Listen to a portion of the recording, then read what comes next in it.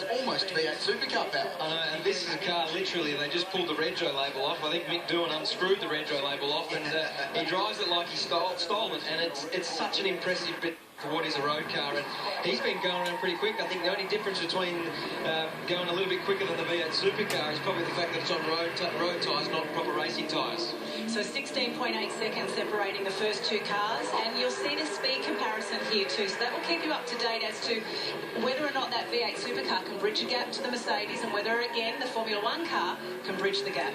So the biggest difference in speed, I guess, between the V8 Supercar and the Formula 1, for example, is the power and the weight. So, and the aerodynamics on the Formula 1 car is staggering. It's got so much more grip and corner speed through all the slower corners, and that's where it really will catch that car of Casey Stoner. But the peak speeds as well. The peak speed of the Formula 1 car is nearing 285, 290 kilometres an hour.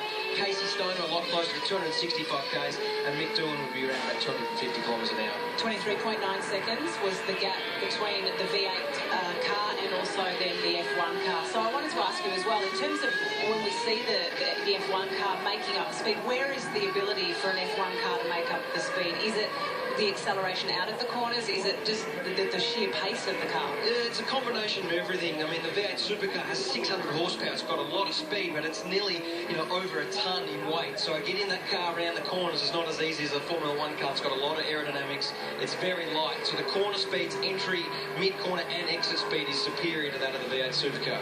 So there's Mick Doohan out of that fast chicane around the back of the circuit. So many great scenes there over the years at Albert Park. There's Casey Stoner, so you can see the gap closing in. The Red Bull racer, this is the car that he runs in the Dunlop V8 Supercar Series, the second tier V8s. Had his debut 2 weeks ago on the streets of Adelaide. You caught up with him yesterday, great chat by the way. And looking pretty relaxed. Mick having a moment mid-corner there. And don't believe for a second that Mick Doohan is not trying hard, because he is. And David Coulthard not yet inside, guys, so he's not even in the screen. Oh, there he comes. This is quite a funny experience when you're driving that V8 Supercar. The Formula 1 car looks like a bee or a wasp in your mirrors, and then all of a sudden it comes howling up behind you, and this sets up to be a great finish. Have a look at this. This will be really close, in fact, but David Coulthard will just get there. The 3 cars across the line covered by 0.3 of a second. So the handicapping is bang on. And between Mick Doohan, who was second, by the way, and Casey Stoner, 0.06 of a second. So between the SL63 and the V8 Supercar, less than 1/10, but between all 3, 0.3 of a second.